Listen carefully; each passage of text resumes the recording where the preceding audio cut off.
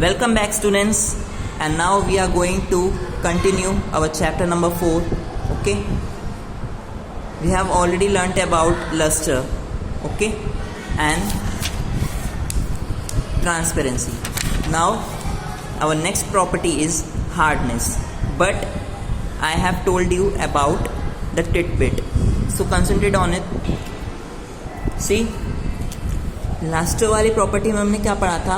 Brass and silver items at home have to be polished. जिनके यहाँ पीतल और चांदी के आइटम्स होते हैं, आपने देखा होगा साल में उन्हें एक बार कभी ना कभी तो क्या पॉलिश करवाने ज्वेलरी वाले पे ले जाते हैं. ब्रास जो होता है उसे हम घिस लेते हैं, चलो सिल्वर को तो हम क्या कर सकते हैं कि बाहर ज्वेलरी वाले पे पॉलिश करवा लेते हैं. तो उससे क्या होता है, उन्हें पॉलिश करने की ज़रूरत होती है फ्रॉम टाइम टू टाइम. अगर ऐसा ना करें, this help this items to regain their shine. वो कह रहा है कि अगर ऐसा ना करें, मतलब इस लाइन का मीनिंग ये नहीं है, मैं अलग से बता रहा हूँ कि अगर आप इस चीज़ को पॉलिश ना करवाएं लॉन्ग टाइम तक, तो उसमें भी क्या रहता है, इससे जंग लग जाती है. आपने देखा होगा उसका कलर छूट जाता है, उसका रंग फीका पड़ जाता है, वो नए जैसी नहीं लगती है. तो आप ऐसी चीज़ें जो महंगी होती हैं या फिर ऐसी चीज़ें जो इस तरह के मेटल्स की बनी हुई है, तो उन्हें आप पॉलिश करवाते रहिए, जिससे कि क्या है कि आपको, तो देखिए इससे क्या होता है, these help this items to regain their shine. इससे वो अपनी चमक को वापस प्राप्त कर सकते हैं. रिगेन का मतलब वापस प्राप्त करना, एंड लुक न्यू, और नए जैसे दिखाई देने लगते हैं. If this is not done, अगर ऐसा नहीं किया जाए, they appear dull and tarnished. तो फिर वो कैसे दिखेंगे? डल और टार्निश्ड, मतलब इनका रंग उतरा हुआ होगा. और टार्निश्ड का मतलब जिसके ऊपर आप देख सकते हैं थोड़ी जंग टाइप की लग गई होगी मॉइस्चर की वजह से, ग्रीन ब्लैक की, जो धीरे धीरे ब्राउन कलर में चेंज हो जाएगी. So without any delay, let's begin our new chapter. Sorry, the new topic. Hardness. Hardness का मतलब क्या होता है? कठोरता. कठोरता क्या होती है? आप देखते हैं कि कुछ लोग क्या होते हैं, अगर हम इंसानों की बात करें, सॉफ्ट होते हैं, और कुछ लोग क्या होते हैं, थोड़े क्रूल होते हैं, संकी टाइप के, अलग से है ना, निर्दयी टाइप के. कुछ होते हैं एवरेज, यानी जिसमें थोड़ा सी सॉफ्टनेस होती है और थोड़ी सी क्रूलिटी रहती है. तो हमारे आसपास मतलब बहुत सारे इनमें भी क्या है, क्लासिफिकेशंस हैं. ऐसी हम मेटल्स की बात कर रहे हैं हम, तो इसमें हार्डनेस क्या है? Materials which can be compressed और scratched easily are called soft. मतलब ऐसे मटेरियल्स जिनको हम आसानी से संपीड़ित यानी दबा सकते हैं या स्क्रैच कर सकते हैं यानी खरोच सकते हैं, easily are called soft. Scratched का मतलब क्या होता है? खरोचना. तो ऐसी चीज़ें जिन्हें आप कॉम्प्रेस कर सकते हैं यानी दबा सकते हैं या खरोच सकते हैं, तो उन पर निशान आएंगे, इसका मतलब वो इजी था आपके लिए. तो ऐसे मेटल्स क्या होते हैं या मटेरियल्स? सॉफ्ट.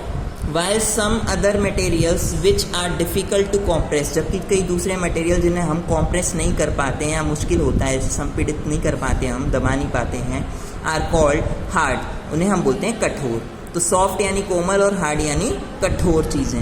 ये है क्लासिफिकेशन हार्डनेस के अंदर आने वाले शब्द, सॉफ्ट एंड हार्ड. अब क्या करेंगे आप? Try to press different types of material. अलग अलग टाइप की चीज़ों को प्रेस करने की कोशिश कीजिए, सच एस आयरन, लोहा, वुड, लकड़ी एंड रबर. ओके, तो रबर को भी आप देख सकते हैं. विद किससे दबाना है आप इसे? विद योर हैंड्स, अपने हाथों से. यू विल फाइंड दैट, तो आपको पता चलेगा, some material such as rubber can be pressed easily. कुछ मटेरियल्स ऐसे हैं जैसे रबर है, इसे आसानी से आप प्रेस कर सकते हैं. दे आर सॉफ्ट मटेरियल्स, क्योंकि वो क्या हैं? वो सॉफ्ट मटेरियल्स वाले कैटेगरी में क्लासिफाइड हैं. ऑन द अदर हैंड, जबकि दूसरी तरफ अगर हम देखें तो would and iron can't be pressed easily. तो जो वुड और आयरन होते हैं, इसे हम क्या नहीं कर सकते? ईजिली प्रेस नहीं कर सकते, लकड़ी और लोहे को. दे आर हार्ड मटेरियल्स, वो कठोर पदार्थ हैं इसी वजह से. Okay, so materials can be classified on the basis of there hardness. तो हम कह सकते हैं कि जो मटेरियल्स यानी पदार्थ हैं, इनको हम क्लासीफाई यानी डिवाइड कर सकते हैं या ग्रुपिंग कर सकते हैं. किस बेसिस पर? हार्डनेस की बेसिस पर. फर्स्ट कैटेगरी हार्ड है और सेकेंड कैटेगरी सॉफ्ट. ये हार्डनेस की प्रॉपर्टीज़ हैं. Okay, next property number 3, appearance. अब अपीयरेंस के आधार पर मटेरियल्स कैसे हैं? Materials usually look different from one another. Her material एक दूसरे से थोड़ा अलग दिखता है या बिल्कुल अलग दिखता है. कुछ मटेरियल्स तो ऐसे होते हैं जो मैच भी नहीं होते हैं बिल्कुल भी, कि मटेरियल लगते भी नहीं हैं. Paper looks different from cloth. जो पेपर होता है वो क्लॉथ से बिल्कुल अलग दिखता है. Would looks different from iron. और वहीं पर जो वुड है वो आयरन से अलग दिखता है। Iron looks different from copper और एल्यूमिनियम, वो बोल रहा है कॉपर या एल्यूमिनियम से आयरन बिल्कुल अलग दिखता है। एट द सेम टाइम उसी समय देर आर सम सिमिलैरिटीज़, इनके बीच में कुछ समानताएं होती हैं बिटवीन आयरन, कॉपर और एल्यूमिनियम। बात यह है कि ये है metals that are not there in wood, जबकि वो वुड में नहीं है और पेपर या पेपर में नहीं है। So materials can be classified on the basis of their appearance, तो हम कह सकते हैं कि इनके अपीयरेंस के अकॉर्डिंग भी हम क्या है कि ये प्रतीत कैसे होते हैं, दिखते कैसे हैं। अपीयरेंस का मतलब ये होता है, आप देख सकते हो जो ऐसी चीज़ें होंगी मेटल की बनी होंगी, चमक रही होंगी कहीं ना कहीं थोड़ी थोड़ी, ठीक है, वो हार्ड होती हैं। एक चीज़ तो ये भी होती है, हमने वो पढ़ लिया है अपना, आगे भी पढ़ेंगे अभी थोड़ा। तो अपीयरेंस की बात हो रही है कि कई चीज़ें एक दूसरे से मैच नहीं होती हैं, तो इसी को हम कह सकते हैं कि अपीयरेंस के बेसिस पर हम इसे क्लासीफाई कर सकते हैं। नेक्स्ट, टेक्सचर क्या होता है? You feel different when you touch different material, वो कह रहा है जब आप अलग अलग मटेरियल्स को टच करते हैं तो आपको थोड़ा अलग महसूस होता है। As they have different texture, जैसा कि उनके पास अलग अलग टेक्सचर्स होते हैं, तो दे मे बी रफ और स्मूथ। तो ये क्या है, आप कोई चीज़ टच करते हैं ना, टेक्सचर उसी के आधार पर निर्भर करता है। आपने कपड़ा लिया, कोई कपड़ा कोर्स होता है, कुछ ऐसा होता है थिन होता है, तो इनमें क्या है, smooth surface, course surface, hard surface, rough surface, ऐसे कई टाइप की सरफेसेस होती हैं हमारे आसपास, ऑड एंड इवन। तो यही बात हो रही है कि रफ या स्मूथ हो सकते हैं वो चीज़ें। The surface of a paper और a glass tumbler feel smooth, अगर आप कांच के किसी ग्लास को लें या फिर कांच के आप किसी चीज़ को लें या पेपर को लें, तो आप उसके अगर ऊपर से हाथ फेरेंगे, आप इस बुक को पढ़ रहे हैं तो अपनी भी ओपन करके रख लीजिए, उसका भी आप देख सकते हैं कि जो पेपर होता है या उसका अपर पोर्शन होता है, ये हिस्सा, ये कितना सॉफ्ट फील हो रहा होगा आपको। ये जो एक्चुअली टच करने पर हमें कुछ पता चलता है किसी चीज़ के बारे में कि हार्ड है, सॉफ्ट है, एक्स्ट्रा हार्ड है, यही एक्चुअली क्या होता है, आपका टेक्सचर होता है। जैसे पेड़ की छाल, the bark of a tree, देखो कितनी रफ होगी, इसको देख के पता चल जाता है, वैसी नज़रअंदाज नहीं कर सकते आप इसे। अ ग्लास टम्बलर, आप कांच का देख लीजिए, ये इसे भी घंटी को, तो ये क्या है, ये भी आपकी टच करने पे सॉफ्ट लगेगी, ये हार्ड लगेगा। सो वो बोल रहा है फील स्मूथ, जब एक ग्लास टम्बलर को हम टच करते हैं, पेपर को टच करते हैं, इट फील्स स्मूथ, हमें कोमल महसूस होते हैं। Since there are no uneven surfaces, क्योंकि वहाँ पर अब भी कोई विषम सतह नहीं है, मतलब ऐसी खरदरी सतह नहीं है। अनइवन सरफेस का मतलब विषम सतह, सरफेस सतह होती है जिसकी बनी होती है, मतलब बाहर से हम टच करते हैं अंदर से, तो सरफेस होती है वो। The bark of a tree, पेड़ की छाल, रॉक, चट्टान एंड सैंड पेपर, जब आपने देखा होगा कूलर को जब पेंट करते हैं उससे पहले खुरचते हैं, उसके ऊपर जो गंदगी लगी होती है, जंग लग जाती है, तो उसके लिए हम सैंड पेपर यूज़ करते हैं। आर रफ, दे रफ होते हैं टू टच, छूने में, बिकॉज क्योंकि देयर सरफेसेस आर अनइवन, क्योंकि इनकी जो सरफेसेस हैं वो थोड़ी ऊपर उठी हुई, बल्जिंग आउट होती है, विषम होती है, एंड बम्पी, मतलब थोड़ा सा ऊपर नीचे से ब्रेकर्स आते हैं रोड पर, आप देखते हो व्हीकल चलाते टाइम, तो वो क्या हो गया, थोड़ा रफ पोर्शन हो गया, ऐसी बम्पी यानी उठी हुई। So materials can be classified on the basis of their texture, तो हम कह सकते हैं कि मटेरियल्स को क्लासीफाई किया जा सकता है टेक्सचर के बेसिस पर भी। नेक्स्ट प्रॉपर्टी इज सॉल्युबिलिटी, घुलनशीलता। घुलनशीलता आप समझ गए होंगे, नाम से पता चल रहा है। सम मटेरियल्स आर सॉल्युबल, तो इसके अंदर अगर हम कुछ मटेरियल्स लेते हैं तो आपको पता चलता है कि वो सॉल्युबल है, यानी घुल जाते हैं, घुलनशील होते हैं। वेयर एज, जबकि सम आर इनसॉल्युबल, जबकि कुछ वो क्या होते हैं, अघुलनशील होते हैं, ठीक है, इनसॉल्युबल होते हैं। वाई, और किस में नहीं होते हैं, इन वाटर, यहाँ पे वाटर की बात की जा रही है तो इन वाटर में नहीं हो रहे हैं।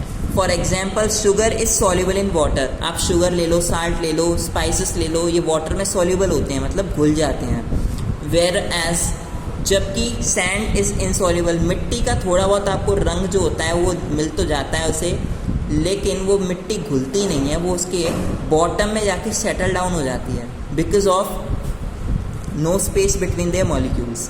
अब देखिए, actually water causes all molecules in a solid piece of sugar to break apart. तो पानी से क्या होता है कि सॉलिड पीस हैं शुगर के, यानी चीनी के दाने होते हैं, सॉलिड होते हैं, आप जानते हैं, इनके मॉलिक्यूल्स होते हैं सभी के सभी, वाटर उन्हें क्या कर देता है, तोड़ने पे मजबूर कर देता है। तो अगर एक छोटा सा, अगर देख लीजिए मैं यहाँ पे ड्रॉ कर रहा हूँ, मान लीजिए एक चीनी की एक छोटी सी क्या है टुकड़ा है। आपने देखा होगा शुगर के अंदर बहुत सारे क्रिस्टल्स होते हैं, क्रिस्टल शुगर आती है अक्सर में। तो अगर इसको हम देखें, ऐसे जूम करें तो इसके अंदर बहुत सारे क्या होंगे, मॉलिक्यूल्स होंगे जो इसके अंदर अटैच्ड होंगे। ठीक है, मान लो इसे मैंने थोड़ा और जूम कर दिया और आप इसे अब देखेंगे इस तरीके से कि इस चीनी के दाने को अगर हम थोड़ा जूम करके देखते हैं, जैसे मोबाइल से आप जूम करके कोई चीज़ बड़ी कर लेते हैं, तो इसके अंदर बहुत सारे मॉलिक्यूल्स होते हैं जो आपको खुली आंखों से तो नहीं दिखेंगे क्योंकि सब जुड़े हुए होते हैं, अटैच्ड होते हैं, क्योंकि सॉलिड है, इनके बीच में इतनी स्पेस नहीं होती है। पहली बात तो ओके, स्पेस नहीं होती है इसके अंदर बिल्कुल भी। तो ये जो मॉलिक्यूल्स हैं टूट जाते हैं पानी मिलने की वजह से। पानी का काम यही है, ब्रेक अपार्ट। क्या बोल रहा है, वाटर क्या करता है उन्हें, break apart. Water crosses all molecules in a solid piece of sugar to break apart. उसे तोड़ने पर क्या कर देता है, मजबूर कर देता है। तो इस तरीके से घुलने लगती है। तो द इंडिविजुअल मॉलिक्यूल्स, जो उसके मॉलिक्यूल्स अकेले अकेले रह जाते हैं या जो खास वाले होते हैं, जब व्हेन सेपरेटेड, जब अलग होते हैं, आर सो स्मॉल, वो इतने छोटे हो जाते हैं that we can't see them, उन्हें हम देख बिल्कुल भी नहीं सकते। मतलब अब तक आप माइक्रोस्कोप में इतना तो देख ही सकते हैं जितना मैंने यहाँ दिखाया है, इसके बाद जो हिस्से होंगे वो हम देख नहीं सकते। व्हेन सेपरेटेड, जब इन्हें अलग कर दिया जाता है, आर सो स्मॉल, इतने ज़्यादा छोटे होते हैं that we can't see them, जैसे उसने बताया है, we can't see say that sugar is soluble in water, तो हम नहीं कह सकते कि पानी में चीनी घुलनशील है। सम सॉलिड्स, कुछ सॉलिड्स ऐसे भी हैं लाइक शुगर, कॉमन साल्ट, जो आप नमक खाते हैं, साधारण नमक वही है घर वाला, एंड पोटेशियम पर मैग्नेट एक टाइप का मेल, ये वो है केमिकल। ये क्या है, ये सॉल्युबल नहीं होते हैं वाटर में, ऐसा इसमें बोला गया है, कहा है क्या, नो, ये सॉल्युबल हैं बिकॉज ये भी तो इन्हीं की तरह है। शुगर जब घुल सकती है तो साल्ट भी घुल सकता है। ओके, पोटेशियम पर मैग्नेट भी एक टाइप का साल्ट ही होता है, केमिकल भले ही है पर वो भी तो साल्ट ही है, पाउडर टाइप में रहेगा। तो ये सभी चीज़ें क्या हैं, सॉल्युबल इन वाटर, पानी में घुल जाती हैं। ऑन द अदर हैंड, अगर हम दूसरी तरफ देखें तो sand is insoluble in water, मिट्टी या रेत जो होती है वो पानी में इनसॉल्युबल यानी अघुलनशील होती है। It settles down in water, वो पानी में जाकर तले में बैठ जाती है, जैसे मैंने आपको पहले बता दिया था, क्योंकि इसके अंदर जो मॉलिक्यूल्स होते हैं उनके बीच में स्पेस नहीं होता है, या वो इतने ज़्यादा सख्त होते हैं कि वो घुलते नहीं हैं एक्चुअली, बल्कि वो नीचे जाकर जमा हो जाते हैं। एंड डज नॉट डिजॉल्व, और बिल्कुल भी नहीं घुलते हैं, इवन ऑन स्टिरिंग, यहाँ तक कि आप उन्हें मिलाने की कोशिश करोगे ना, चम्मच लेके वो उसे या फिर पोर करोगे एक गिलास से दूसरे गिलास में डाल डाल कर, तब भी आप स्टिर करते करते भी उसे डिजॉल्व नहीं कर सकते। Some solids are insoluble in water, क्योंकि कुछ सॉलिड्स पानी में घुलते नहीं हैं। Example wood, stone, chalk and wax. इनमें से आपको वैक्स नहीं पता तो बता दूँ, मोम, और चॉक आप जानते हैं कौन सा होता है जिससे हम बोर्ड पर लिखते हैं। तो मटेरियल्स इन ईच स्टेट, आपको पता है स्टेट क्या होती है, हमने स्टेट्स ऑफ मैटर पढ़ी है पहले भी शायद, सॉलिड, लिक्विड, गैस। ओके, तो सॉलिड, लिक्विड, गैस जो होती हैं स्टेट्स होती हैं, तो हर एक स्टेट में जो मटेरियल्स मौजूद रहते हैं कैन देयरफॉर, इसीलिए B classified on the basis of there solubility in water, पानी में घुलनशीलता के आधार पर उनको क्लासीफाई किया जा सकता है, इसीलिए। Okay, next, when two liquids easily dissolve in each other, जो हम दो लिक्विड्स लेते हैं और वो एक दूसरे में पूरी तरह से क्या हो जाते हैं, घुल जाते हैं। Okay, then they are known as miscible liquids, तो वो कौन से लिक्विड हो जाती हैं, मिश्रणीय द्रव, मतलब जो घुल सकते हैं, एक लिक्विड दूसरे के अंदर घुल जाए, ऐसे वाले लिक्विड्स को हम कहते हैं miscible liquids. Okay, some examples of miscible liquids are alcohol, ये केमिकल होता है जो ज़्यादातर आपके परफ्यूम्स में आपने देखा होगा, थोड़ी सी शराब की सी स्मेल आती रहती है, लिकर जैसी। ऐसे ही अल्कोहल कई अदर सिरप्स में भी लिया जाता है, कई और भी चीज़ें हैं जिनमें हम इसको यूज़ करते हैं, हमें पता भी नहीं रहता है। तो अल्कोहल जो होता है वो पानी में क्या हो जाता है, मिक्स हो जाता है। लेमन जूस है ये भी मिक्स हो जाता है, कफ सिरप है ये भी मिक्स हो जाता है, एंड हनी ये भी क्या है, मिक्स हो जाते हैं। तो एक्चुअली जो लिक्विड्स होते हैं सच एज, जैसे कि मस्टर्ड ऑयल, सरसों का तेल, केरोसिन, मिट्टी का तेल, मरकरी पारा होता है, थर्मोमीटर में भरा रहता है, ये गर्म हो जाता है तो रूम में पानी बन जाता है, और अगर इसे आप हवा में बाहर ले जाएंगे तो ये पत्थर बन जाता है, ये इसकी स्पेशलिटी होती है। नेल पॉलिश आप जानते हैं, वार्निश, ठीक है। ये कुछ टाइप की स्पेशल ऐसे लिक्विड्स हैं जो पानी में इमिक्सिबल होते हैं, मतलब घुलते नहीं हैं। ओके, दीज लिक्विड्स, तो ये जो लिक्विड्स होते हैं are known as immiscible liquids, तो इन्हें हम इमिक्सिबल लिक्विड्स कह सकते हैं या अमिश्रणीय द्रव कह सकते हैं। जो घुलते नहीं है उसे कहते हैं इमिक्सिबल, और जो घुल जाते हैं उसे बोलते हैं मिक्सिबल। घुलकर उसका मतलब अंदर ऐसे घुल जाना कि अलग नहीं दिखे, मतलब एक जैसी दिखे लगभग। फ्लोटेशन को हम प्रवर्तन या तैरना कह सकते हैं। तो तैरने के आधार पर भी कई मटेरियल्स होते हैं। आपने देखा होगा कि लकड़ियाँ पानी में तैरती हैं और वहीं पर आप ईंट फेंक दो तो पानी में डूब जाती है, जबकि दोनों ही सॉलिड चीज़ें हैं। ऐसा क्यों होता है? इसलिए नहीं कि उसका वज़न ज़्यादा है, ऐसे तो लकड़ी का वज़न भी आपको महसूस होगा, वो भी फिर भी कितनी भी भारी हो लकड़ी पानी में नहीं आती है अंदर, वो क्यों ऐसे ऊपर ही ऊपर तैरती रहती है। तो मैं अब आपको बताता हूँ कुछ और बातें। शिप देखी है आपने, बड़ी से बड़ी, चाहे उस पर 1 लाख लोग आते हो, लेकिन उसका जो निचला हिस्सा होता है, जो तला होता है एक्चुअली, वो लकड़ी का बनाया जाता है, क्योंकि लकड़ी पानी के ऊपर तैरती है, वो लाइट होती है वेट में, ठीक है, वो हॉलो होती है एक तरीके से, खोखली। तो फ्लोटेशन क्या है? You must have notice that many materials, कई मटेरियल्स ऐसे हैं जो फ्लोट कर सकते हैं यानी तैर सकते हैं, वेयर एज, जबकि मैनी अदर्स, कई दूसरे वाले मटेरियल्स सिंक इन वाटर, पानी में डूब जाते हैं। सिंक का मतलब डूबना। Next, this property is called flotation, तो इसी गुणधर्म या विशेषता को हम फ्लोटेशन यानी प्रवर्तन कहते हैं। Materials such as wood, leaves and feathers float on the water, तो जैसे कई मटेरियल जैसे लकड़ी हुई, पत्तियाँ हुई और फेदर्स, पंख हुए, ये पानी के ऊपर फ्लोट कर सकते हैं, ओके, तैर सकते हैं। जबकि whereas rocks and metals sink, जबकि चट्टान या फिर पत्थर, कुछ भी ले लीजिए आप, स्टोन ले लीजिए, रॉक ले लीजिए और मेटल ले लीजिए, ये सब पानी के अंदर इसलिए डूब जाते हैं क्योंकि इनके अंदर इनका वेट ज़्यादा भी है। For example, if you weigh equal volume of cotton and water, अगर आप पानी और कॉटन का वॉल्यूम यानी आयतन तौलते हैं, ये क्या लिखा हुआ है यहाँ पर, आप इसे इजीली देख सकते हैं। लुक स्टूडेंट्स, वे का मतलब होता है तौलना, तो बताया गया है कि अगर आप क्या कर रहे हैं, if you weigh equal volumes, अगर कॉटन और वाटर की वॉल्यूम्स, आयतन को आप नापें, तौलें, तो you will find that the cotton weighs more than water और लेस देन वाटर, तो आपको पता चलेगा कि जो कॉटन है वो पानी से कम वज़न वाली होती है। वी कैन से डेट, हम कह सकते हैं कि cotton is less dense, cotton जो है कम घनी है, देन द वाटर, पानी से कम घनी है। और वैसे भी रुई के कणों के बीच में जो उसके पार्टिकल्स जो होते हैं, उसके जो फाइबर जैसे रेशियो होते हैं, उनमें स्पेस बहुत होता है, इसी वजह से वो पानी जो है उसके अंदर फिल हो जाता है, और स्पेस फिल हो गया है तो इसका मतलब उसका जो वज़न है वो बढ़ना चाहिए। पर जो रुई वगैरह जैसी चीज़ें हैं पानी में डूबती नहीं है, फिर भी क्या होती है, वो पानी के ऊपर ही ऊपर तैरते रहती है। Next, the mass per unit volume of a substance is known as density, तो क्या बोल रहा है, द्रव्यमान प्रति इकाई आयतन किसी भी पदार्थ का जो होता है उसे घनत्व कहते हैं। मटेरियल्स विच आर लेस, ऐसे पदार्थ जो कम डेंस होते हैं देन वाटर, यानी कि पानी से कम घना होता है, फ्लोट इन वाटर, वो पानी में तैरता है। Materials denser than water sink in water, जबकि पानी से ज़्यादा डेंस मटेरियल्स होते हैं तो अगर हम उसे पानी में डालते हैं तो वो सिंक हो जाते हैं यानी डूब जाते हैं।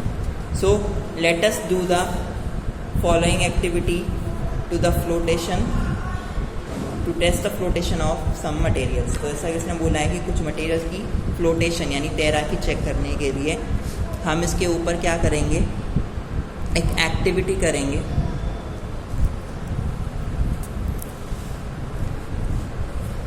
फिलहाल हम इस टॉपिक को फिनिश करते हैं।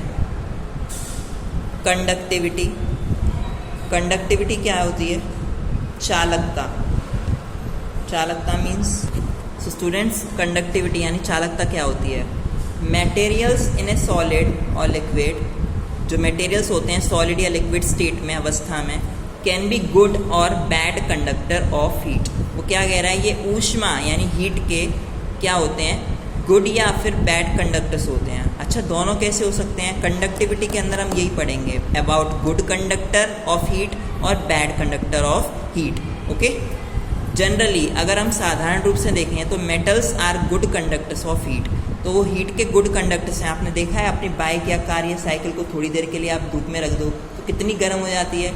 तो मेटल्स क्या करते हैं, अपने एक एक पार्टिकल में हीट ट्रांसफ़र करते रहते हैं। तो वो जो सुनना है व्यक्ति इस बात को ज़रा ध्यान से सुनिएगा, ये मेटल्स होते हैं ये हीट के गुड कंडक्टर होते हैं। Whereas non-metals such as wood, plastic, glass, bamboo, air and paper are bad conductors of heat। जबकि इनमें से ज़्यादातर जिनके मैंने नेम्स लिए हैं ये बैड कंडक्टर्स हैं हीट के। If you notice the utensils kept in your kitchen, अगर आप ध्यान दें तो आपकी किचन में रखे हुए बर्तन पर तो यू विल फाइंड दैट, तो आपको पता चलेगा कि most of them are made of metals, इनमें से ज़्यादातर धातुओं से बने होते हैं। And their handles are made of wood of hard plastic, और उनके जो हैंडल्स होते हैं वो लकड़ी या हार्ड प्लास्टिक के बने होते हैं। कैन यू से वाई, क्या आप बता सकते हैं क्यों? दिस इज़ बिकॉज, ऐसा इसलिए क्योंकि मेटेरियल्स गेट हीटेड, जो मेटल्स होते हैं वो गर्म हो जाते हैं। वेयर एज, जबकि materials such as plastic and wood, जैसे प्लास्टिक और वुड हुआ, ये डू नॉट, ये नहीं होते हैं। तो it would be difficult to hold metal, तो ये मुश्किल होगा ऐसे मेटल को होल्ड करना, ऐसे यूटेंसिल को आफ्टर कुकिंग, पकाने के बाद। क्यों? If the handles were made of metal, क्योंकि जो हैंडल्स हैं अगर मेटल के बने हैं, आपने अभी कुकिंग की है तो कैसे हो गए होंगे पता है आपको, वो भी हॉट हो जाते हैं। इसका कारण क्या है?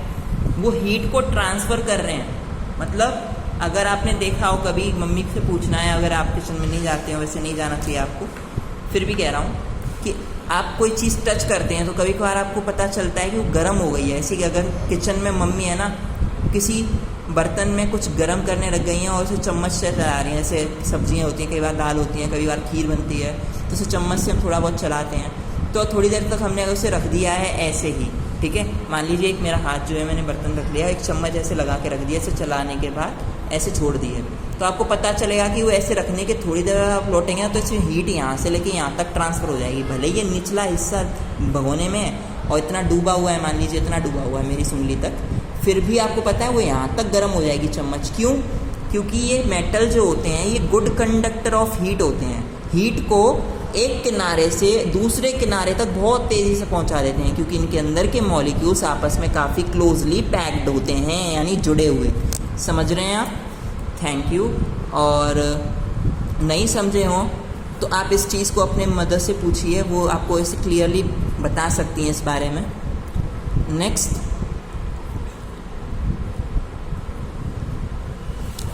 सो आपके लिए ऐसे हैंडल्स को होल्ड करना मुश्किल होगा जो मेटल्स के बने होते हैं। आजकल ऐसे हैंडल्स आ रहे हैं जो मेटल्स के बजाय नॉन प्लास्टिक और प्लास्टिक मटेरियल्स को मिलाकर बन रहे हैं, तो वो हीट कम होते हैं, क्योंकि वो गुड कंडक्टर्स नहीं होते हैं, वो पार्शियल गुड कंडक्टर्स होते हैं, मतलब उनमें आधी अधूरी ही ऊष्मा ट्रांसफ़र होती है। So in solids silver, aluminium, copper, zinc, brass and bronze are some good conductors of heat. तो अगर हम कोई पूछे आपसे कि हीट के कुछ गुड कंडक्टर्स के नेम बताइए, तो सबसे पहले आपके दिमाग में आयरन तो आना ही चाहिए।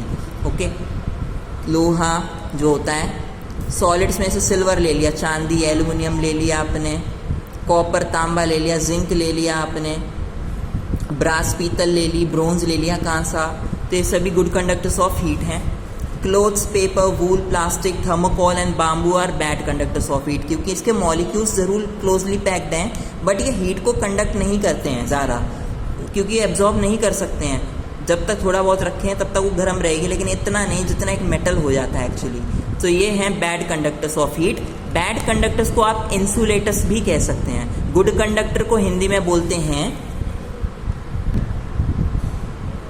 सो स्टूडेंट्स, कॉपर, सिल्वर, चांदी, एल्युमिनियम को एल्युमिनियम ही कहते हैं, कॉपर, तांबा, जिंक, जस्ता, ब्रास, पीतल, ब्रोंज, कांसा, और मैंने बताया सभी गुड कंडक्टर ऑफ हीट हैं। हीट के गुड कंडक्टर्स को हिंदी में बोलते हैं सुचालक।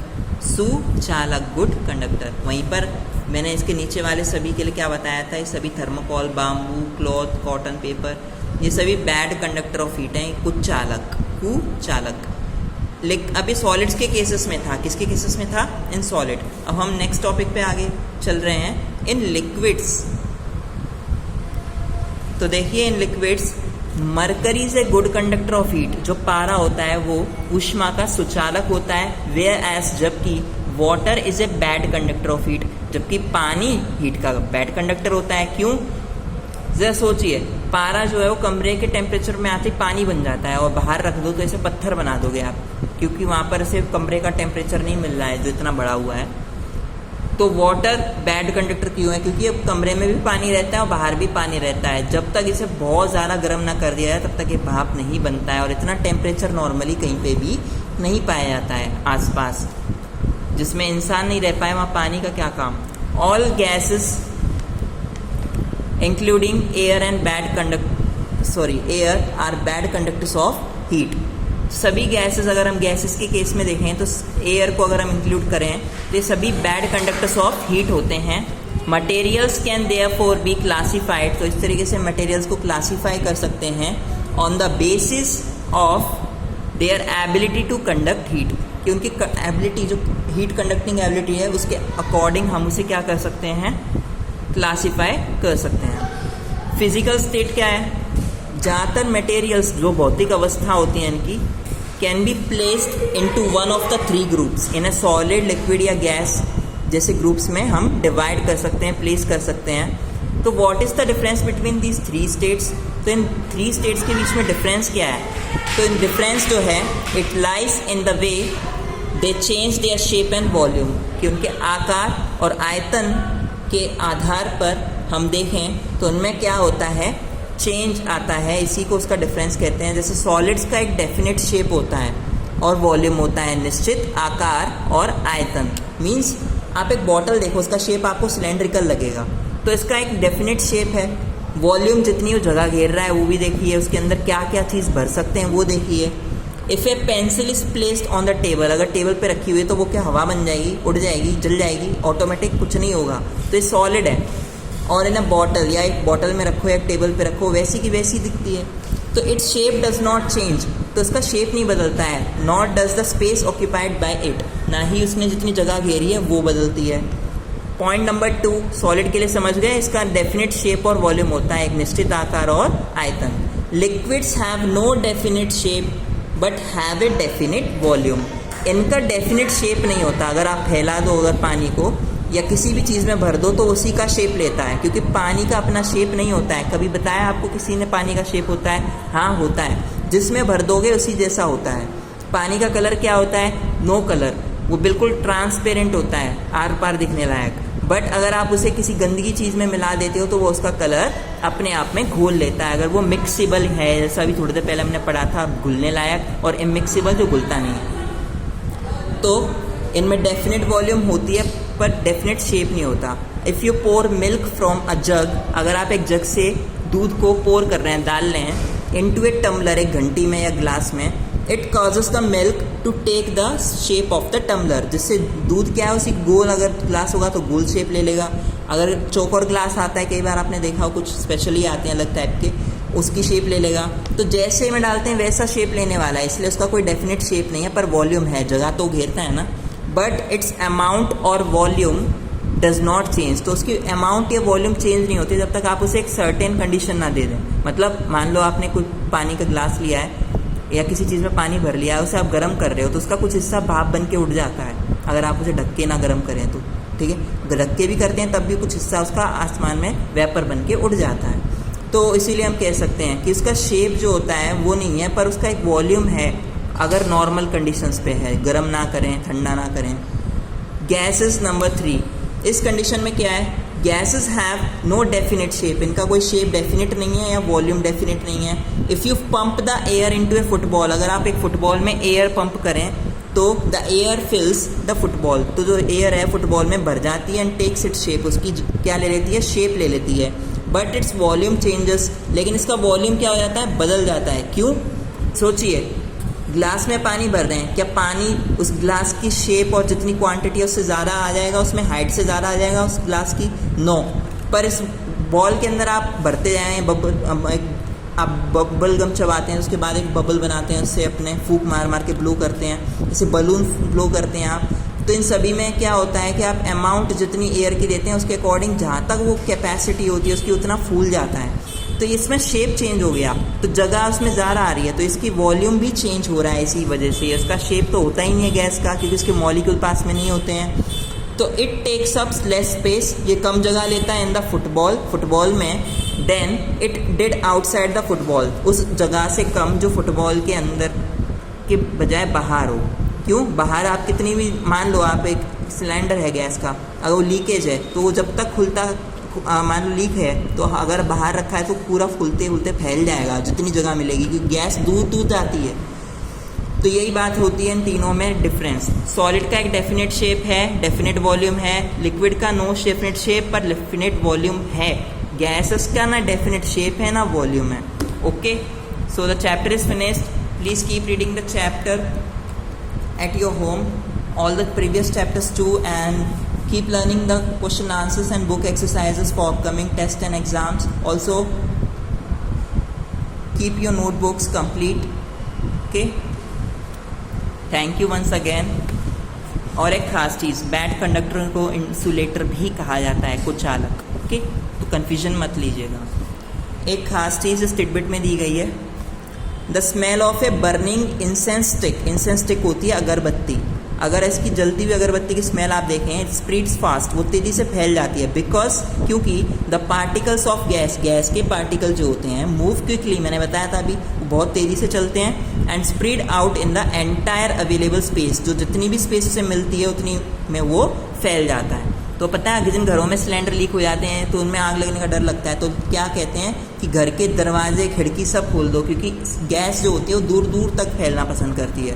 तो दूर दूर तक फैल जाएगी तो जल्द से जल्द निकल के भाग जाएगी, और बाहर पृथ्वी पर इतनी स्पेस है कि सिलेंडर की जितनी गैस है वो कुछ भी नहीं है। ओके, तो इस तरीके से वो खाली भी हो जाती है। Thank you once again and stay safe, stay home, keep learning the chapters also. Okay.